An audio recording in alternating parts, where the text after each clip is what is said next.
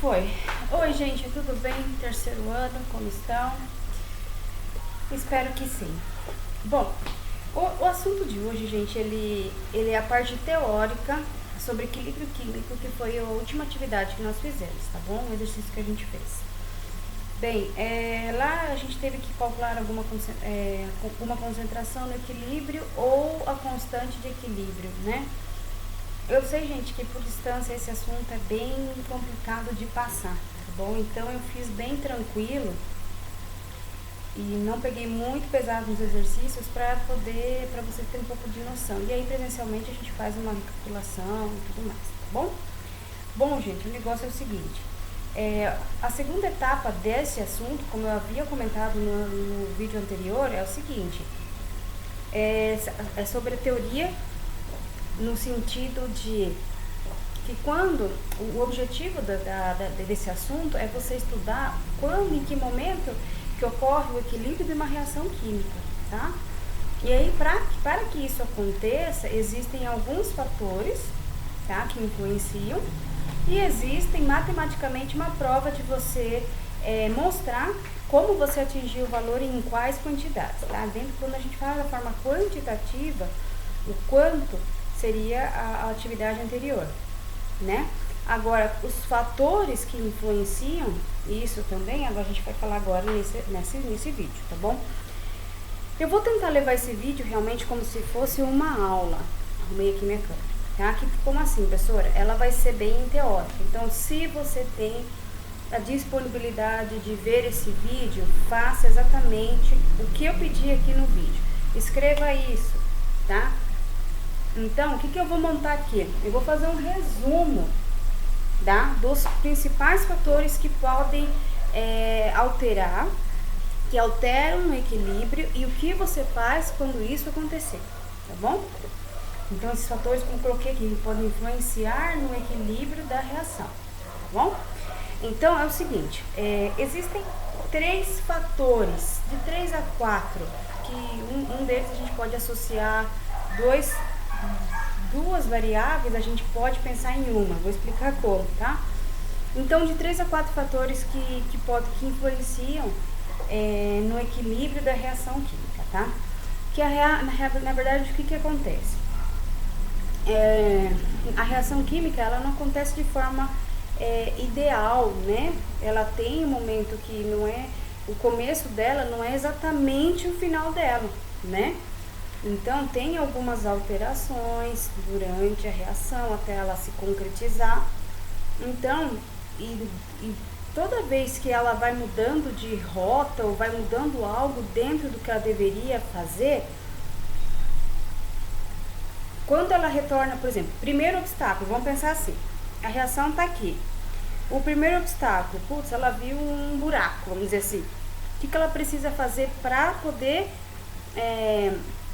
sair desse buraco? Então, ela vai achar alternativas. Então, esse meio de achar alternativas são os caminhos que ela faz para poder ultrapassar esse obstáculo. E aí, ela volta e continua linearmente, entendeu? Como se fosse assim, a reação é assim, acontece algo que desestabiliza, essa palavra, tá?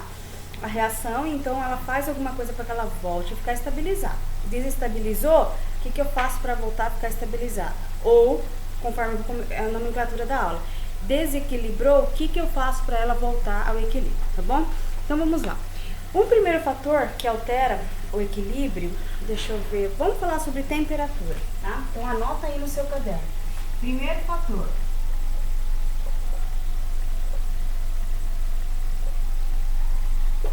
A alteração da temperatura pode influenciar? Pode, tá bom?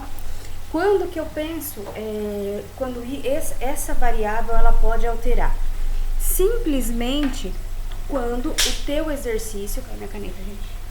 Simplesmente quando o teu exercício indica que tipo de processo que está acontecendo, ou seja, que tipo de reação que está acontecendo, tá? Como assim, professor? Não estou entendendo. Existem reações ou processos que nós chamamos de endotérmicos e exotérmicos, tá? Então, a primeira coisa que a gente tem que avaliar vamos colocar assim, reações endotérmicas e reações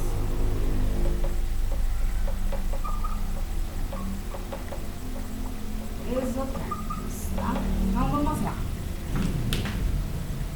Características da reação endotérmica. A reação endotérmica, ela apresenta um ΔH maior que zero. Características das reações exotérmicas, ela apresenta um ΔH menor que zero, tá? Então vamos dar nome aos bois agora. Qual é o nome desse ΔH?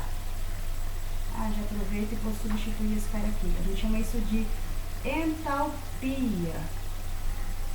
É uma forma de você avaliar o calor da reação. Ou quando esse calor, ora esse calor é liberado, ora esse calor ele é absorvido dentro de um sistema, tá? Então, sempre que nós trabalhamos com um ΔH positivo, dizemos que trata-se de uma reação endotérmica.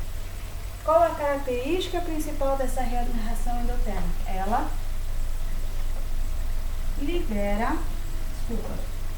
ela absorve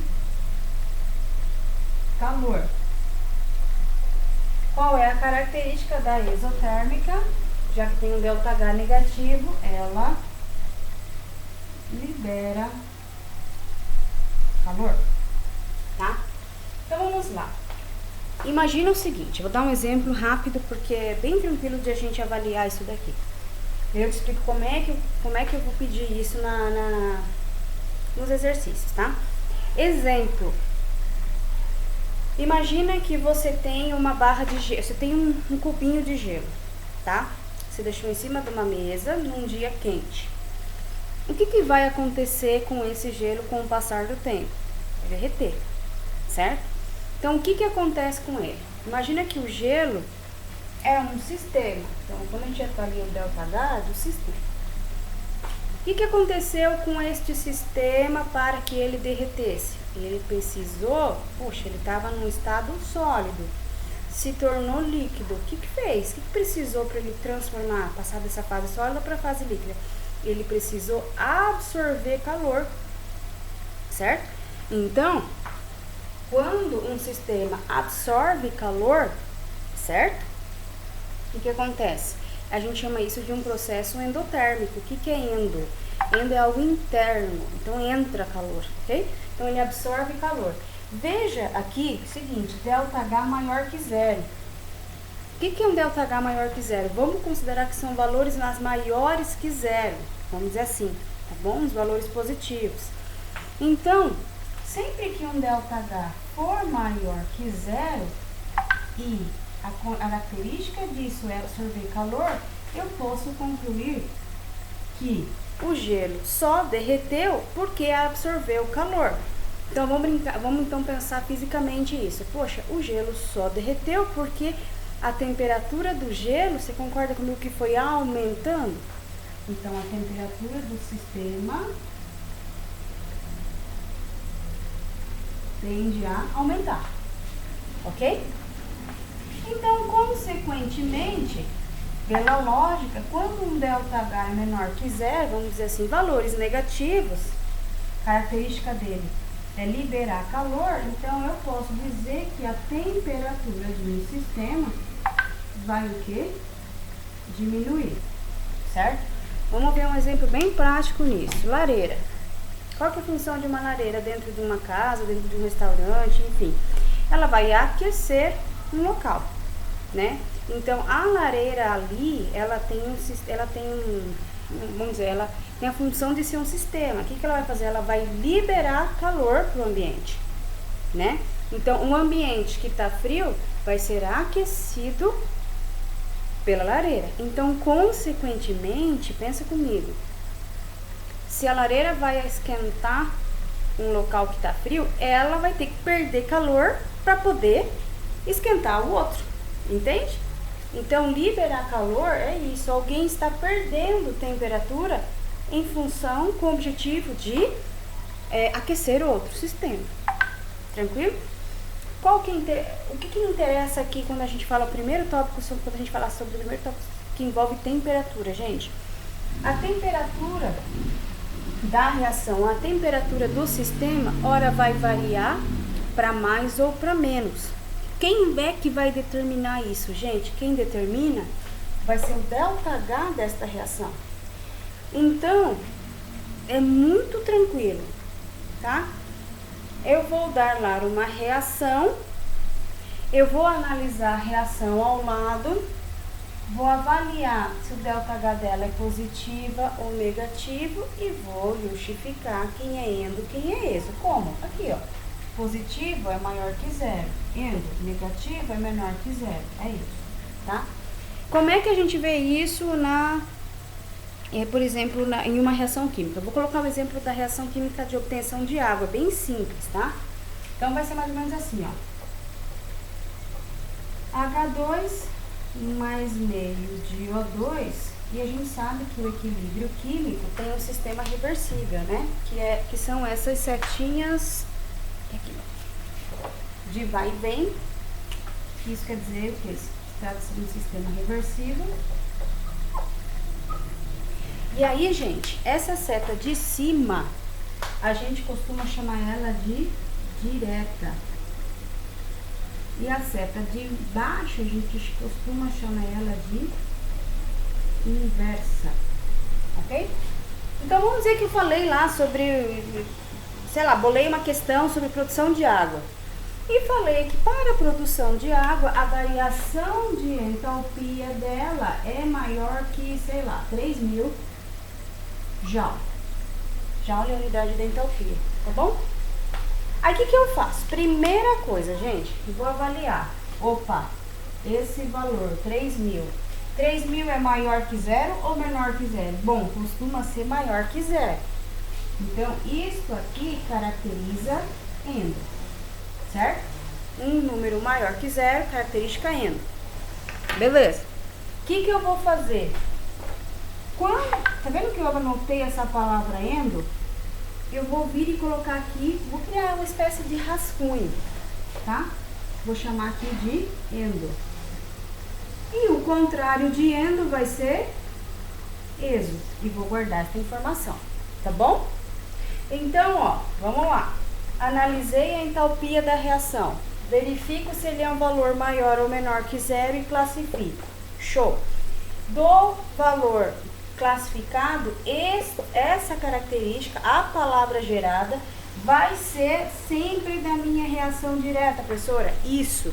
O contrário da direta é a inversa. O contrário de endo vai ser exo. Tá. Vamos ver um outro exemplo.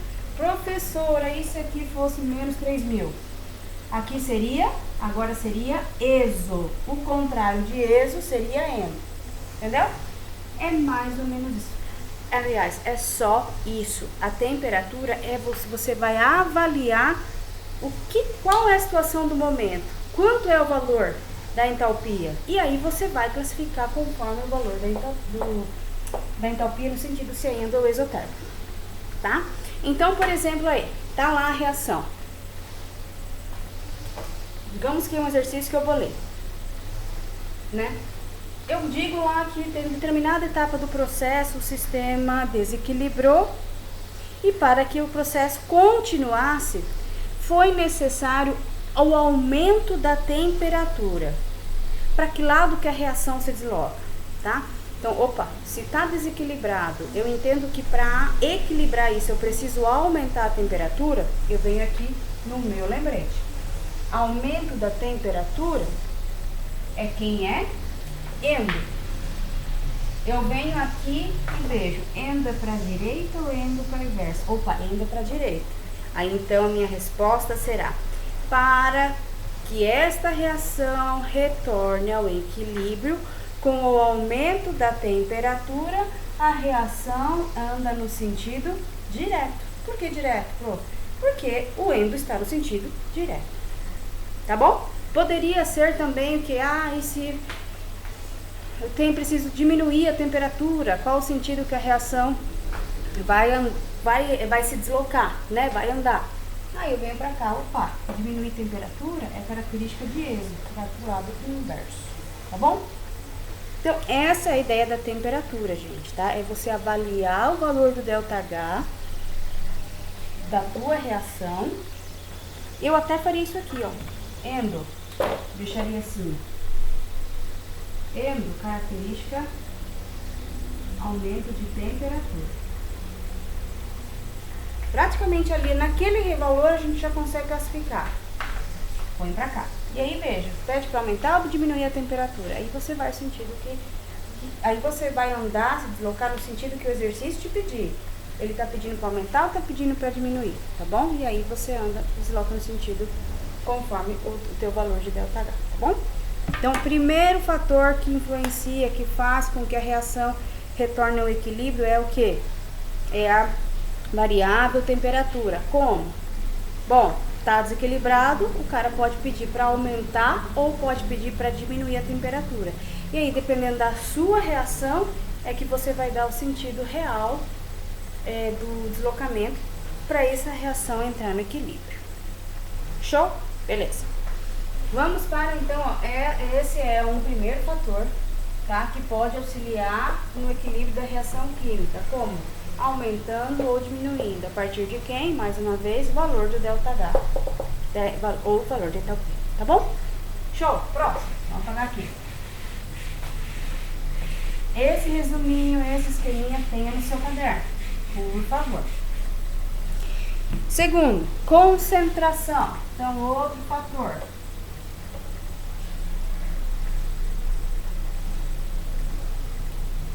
A concentração. Como é que ela altera?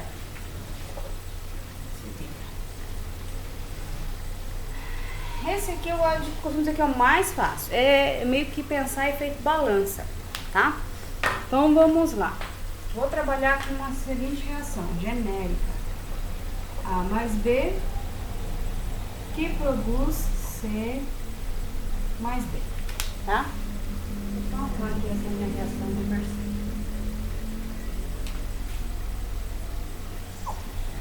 Muito bem.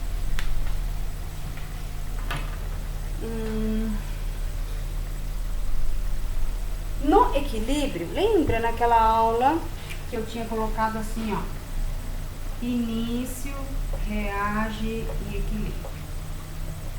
A gente vai pensar que a gente está nesse ponto aqui, tá bom?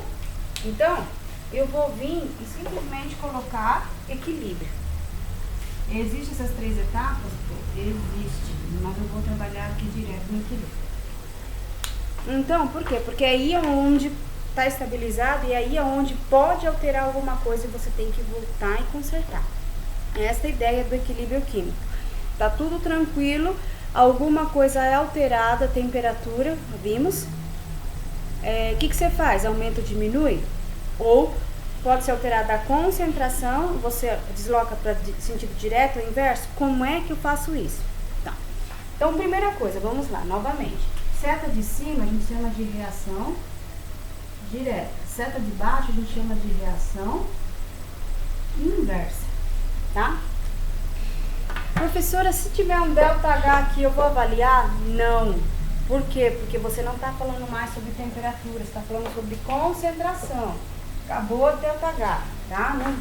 Ah, mas é menor. Esquece. ΔH você vai estudar efeito de temperatura, tá bom? A concentração. Por que eu quis lembrar dessa etapa, início, reage, equilíbrio? Porque lá no equilíbrio, gente, esses caras aqui, ó,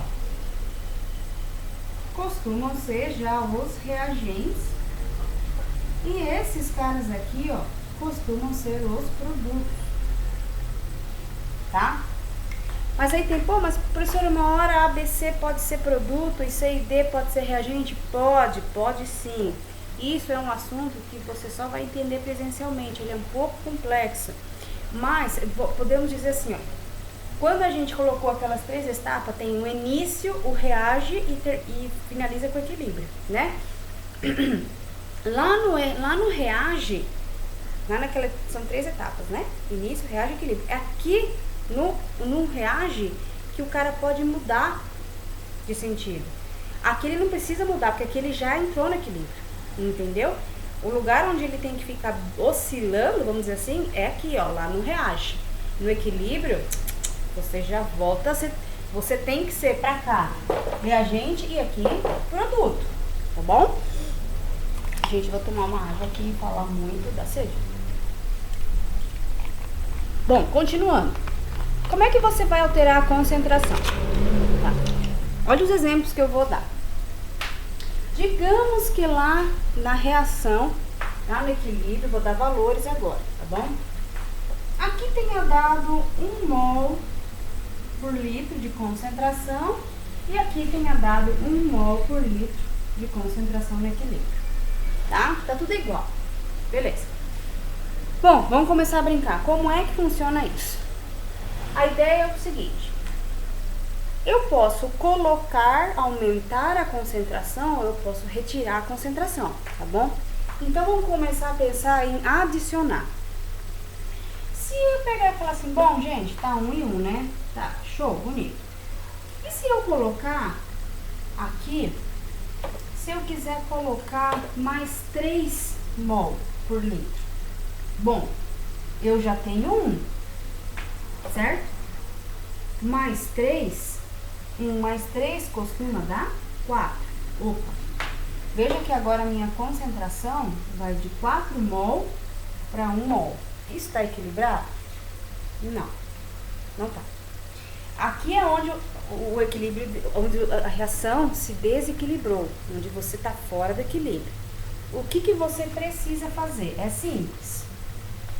Pensa aqui. Aqui eu tenho 4. Aqui eu tenho 1. O que eu faço para começar a... Vou até, gente, para ficar mais didático, mais ainda, eu vou fazer isso aqui, ó. Aqui eu tenho 1, 2, 3, 4. Aqui eu tenho 1. 4 mol para 1 mol. Não tá igual? O que eu faço? Bom, se eu mandar esse cara para cá, ele fica com 2, né? Se eu mandar esse cara pra cá, opa, aqui fica com 2, aqui fica com 3, então não. Então, se eu pegar a metade desse e levar outra metade desse, olha, fica 2,5 para 2,5, show, equilibrei. Então, olha o movimento que eu fiz. O que eu fui fazendo, gente?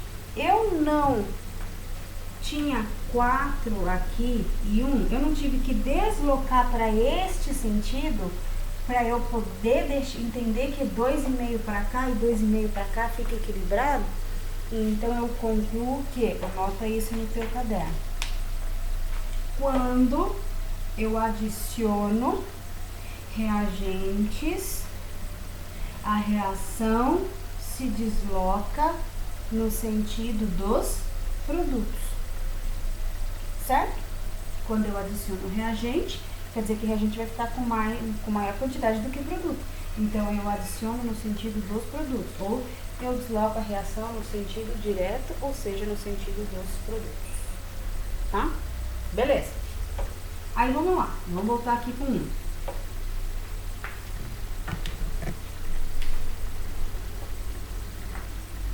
E agora eu tô lá no produto.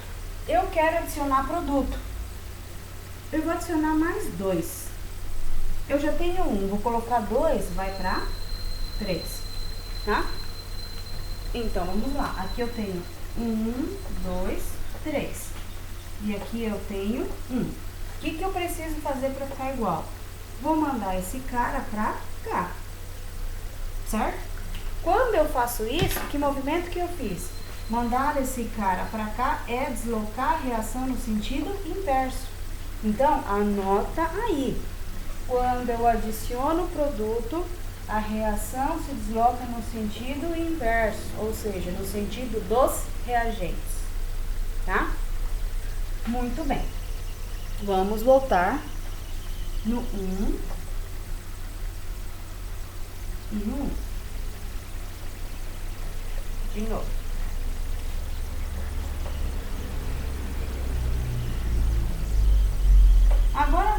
brincar o seguinte, vamos mudar um pouquinho, porque agora eu vou precisar um pouquinho mais de valor. Vamos colocar 5 e 5.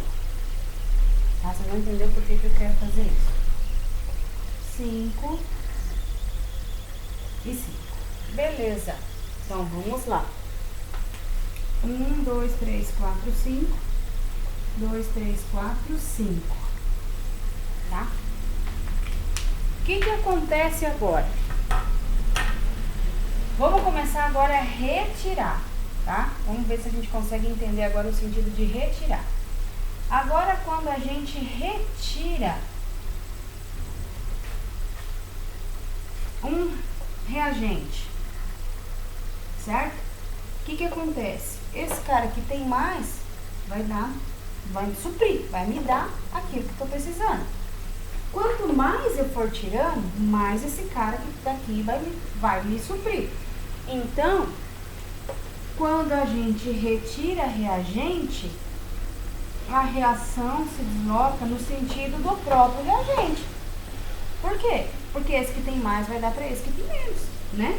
Então, quando retira esse reagente, a reação se desloca no sentido inverso, ou seja, no sentido do reagente, tá? Mesma coisa vai ser do produto agora. Vamos pensar aqui. Não deveria ter tirado. Vamos lá. 1, 2, 3, 4, 5. 1, 2, 3, 4, 5. Conforme eu for tirando esse aqui é obrigado a repor. Conforme eu for tirando, esse aqui é obrigado a repor. Então, qual que é a ideia? Quando se retira produto, agora a reação se desloca no sentido direto, ou no sentido do próprio produto, né? Então, veja que quando retira reagente, vai para o mesmo lado do reagente, porque está com menos. Retira produto, volta para o lado do produto. Por quê? Porque ele tem menos, tá? Então, retirou reagente, sentido inverso. Retirou produto, sentido direto. Qual que é a lógica disso? Quem tem mais sempre vai se deslocar, sempre vai dar para quem tem menos. Acabou. Se você pegar, trazer o vídeo e ver desde o início, aquilo que foi tirando, quem tinha mais, dava. Quem tinha mais, dava. E no sentido de doar, vamos dizer assim, é o sentido que ele vai se deslocar, tá? Ah, aqui tem mais, aqui tem menos. Opa, esse cara vai se deslocar para cá. Então, vai se deslocar no sentido direto, tá bom? A ideia central é isto, tá? Doa para quem tem mais, doa para aquele que tem menos, com qual o objetivo atingir o equilíbrio da reação, tá? Então, o segundo fator que altera, na verdade, o segundo fator que vai contribuir, que influencia também para você equilibrar um sistema é a concentração, tá? E agora a gente vai falar sobre pressão e automaticamente vai falar sobre volume e vou aproveitar e vou falar sobre números de mols, tá? Então, esse é um pouquinho, tem um pouco mais de informação, mas dá para falar os três ao mesmo tempo, presta atenção. Então, eu vou fazer um esquema aqui.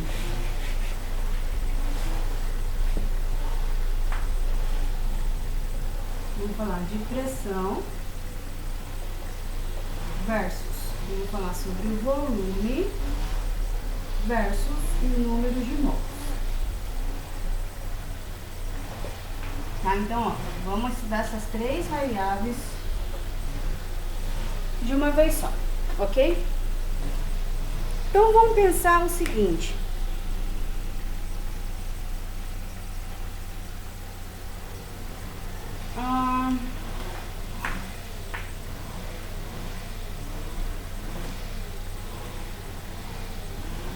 Vou tentar desenhar algo aqui.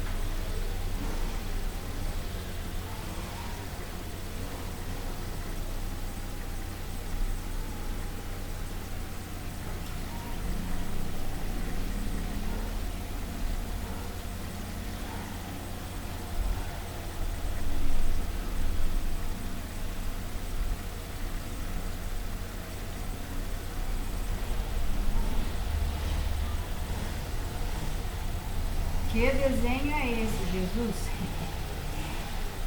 Eu tentei esboçar uma seringa, tá? Então vamos lá. O que acontece? Essa seringa, ela pode... Bom, Aguenta um minuto aí.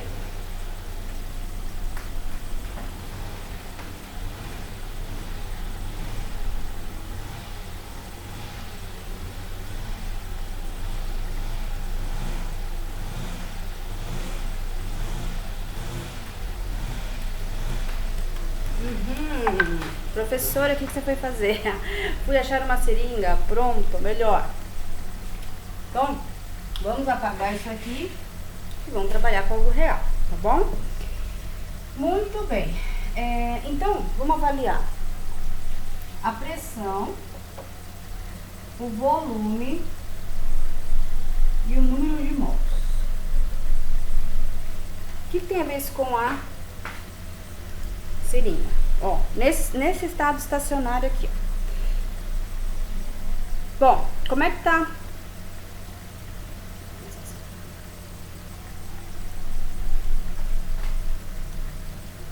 O volume disso aqui. Ó, aqui tá marcando 20 ml. Acho que é 20 ml, parece que é isso. Tá? 20 ml. Então, o que a gente faz primeiro? A ideia é isso aqui. Eu vou succionar, né? Vou adicionar um medicamento aqui, com o intuito depois de injetar. Beleza. Então, vamos lá.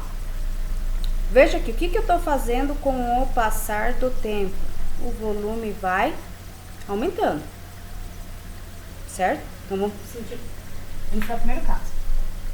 Quando aumenta o volume, a minha pergunta é, você faz pressão nesse movimento ou nesse movimento? A pressão aqui tem a função de deslocar o teu líquido, certo? Então, é o seguinte, a pressão, o volume aqui é alto, mas a pressão nem se compara a essa que eu vou ter que fazer. Então, o que a gente considera fim didático aqui? Neste caso, o volume tá maior e a pressão é menor. Certo?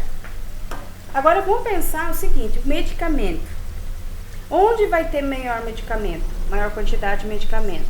Conforme eu for o quê? Sugando ele, né? Aumentando esse volume, esse espaço aqui, é a quantidade do medicamento que vai ter aqui. Mesma coisa que eu botar uma água aqui, ó. Você vai ver que ele vai aumentando conforme eu for aumentando o espaço. E aí ele vai diminuindo conforme eu for diminuindo o espaço, né? Então eu vejo que o número de mols, então vamos pensar que o medicamento vai corresponder ao número de mols, tá bom? Então, quanto maior o meu espaço, mais medicamento eu coloco, ou seja, maior a quantidade de mols que eu coloco dentro da minha injeção, dentro do meu sistema, ok? Então, vamos lá. Beleza. Aí, comecei aqui. Vamos começar agora, ó, o que acontece conforme eu vou, ó o meu dedão, tá vendo o dedão aqui? Eu estou pressionando. Então, agora a pressão, nesse sentido, está o quê?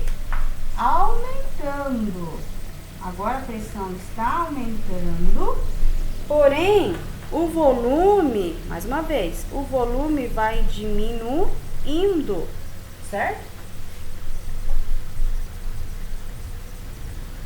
E a quantidade de medicamento ou número de mols? Vai diminuir também, diminuir o espaço, menor o número de mols, ok? Então, o que a gente conclui com isso, gente? Que que volume e número de mols são relações diretamente proporcionais ou proporcionais, certo? E que a pressão e o volume são relações o quê? Inversamente proporcionais, certo? E aí eu concluo também que a pressão e o números de mols são relações o quê? Inversamente proporcional. Ok? Certo? Para cima, para baixo, para cima para baixo. Então, eles são inversamente proporcional, assim como a pressão e o volume. Tá. Onde é que eu tenho que chegar nisso, professora? É o seguinte, agora vamos pegar o número de mols. Esta lógica é para a gente entender o que funciona aqui em termos de número de mols. Então, agora eu vou pegar uma reação, tá? Vamos pegar e mostrar uma reação de combustão da gasolina. Gente, meu vizinho tá carpindo, né? E tá esse barulho maravilhoso, tá bom? Vamos lá. Então, ó. Gasolina SC8H18. Reação de combustão sempre reage com oxigênio para produzir o quê? CO2 e água, considerando que é uma combustão completa. O que é uma combustão completa? Onde tem dióxido de carbono. Quando que é incompleta, prof? Quando só tem monóxido de carbono, tá? Vamos balancear. Quantos carbonos? 8. Aqui tem que ter 8. Quantos hidrogênios? 18. Aqui eu já tenho 2. Para 18 tem que ter 9, porque 9 vezes 2 é 18. E aí, veja que a gente gera um total de 8 vezes 2, 16 oxigênios. 9 vezes 1,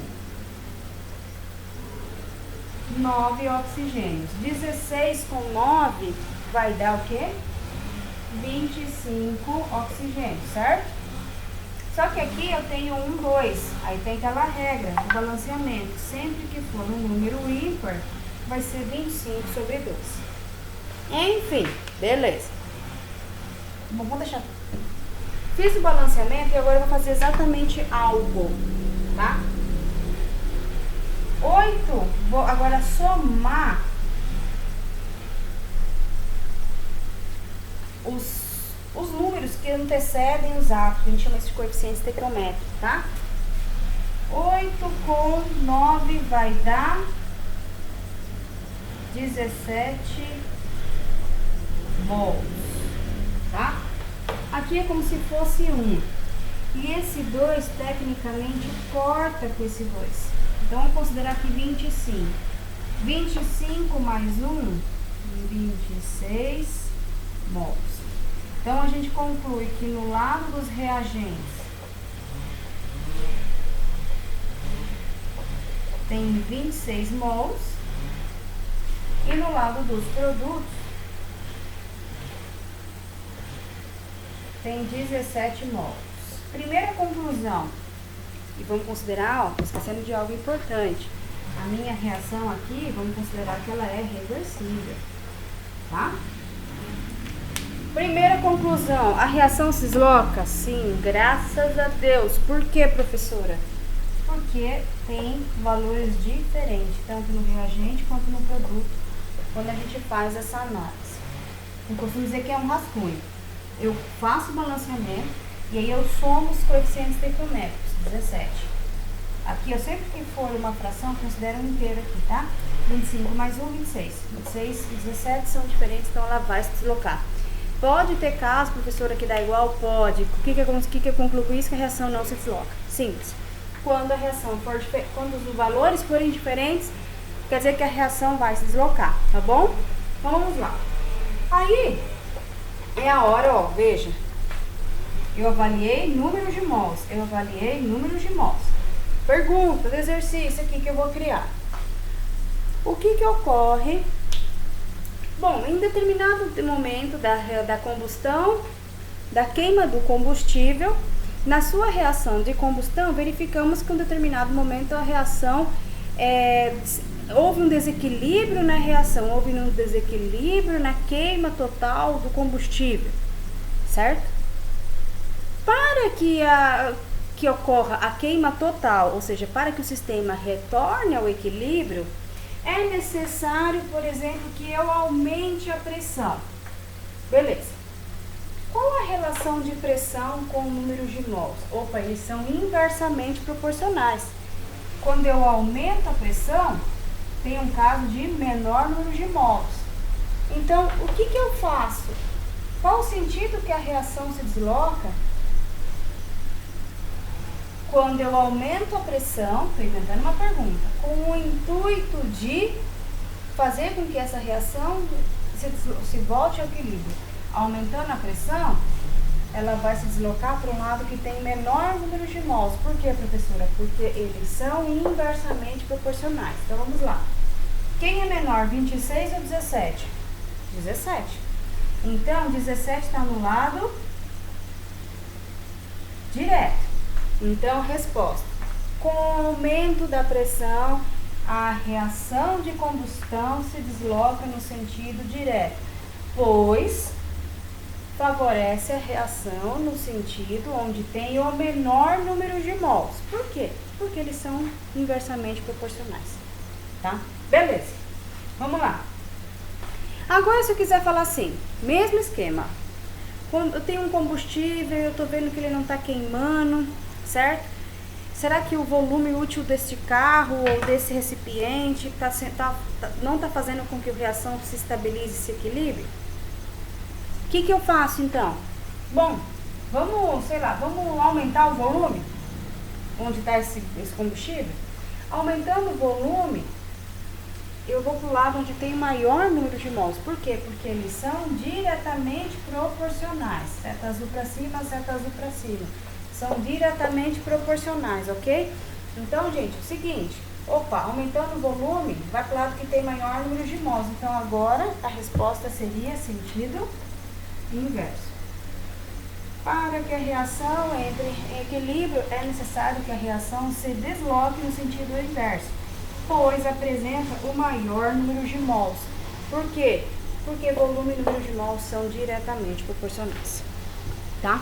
Gente, então esses são os fatores, esses são as variáveis que alteram o equilíbrio de uma reação, tá? É um assunto, não é tão difícil, a questão é que a distância às vezes não facilita tanto, né? Mas tentem, primeiro, como eu falei, tenta fazer esses resumos no caderno, tá bom? Desse vídeo certinho. E depois, logo daqui a pouco, ainda hoje, vou tentar mandar o exercício referente a esse vídeo, tá bom? E aí você consegue fazer. É bem teórico mesmo, tá? E não tem conta para fazer, a conta que tinha que fazer era no exercício anterior, tá bom?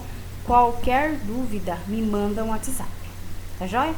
Então, gente, é isso, a nossa aula de hoje, ela foi sobre os fatores, né, que contribuem para que uma reação retorne ao equilíbrio. E também, elas também podem, na verdade, no meio do processo, elas podem afetar esse equilíbrio e elas mesmas podem ser responsáveis por retornar ao equilíbrio, alterando ela, aumentando, diminuindo, enfim, dentro dessa explicação que você viu, tá bom? Então, gente, é isso, tá? Até uma próxima e bons estudos.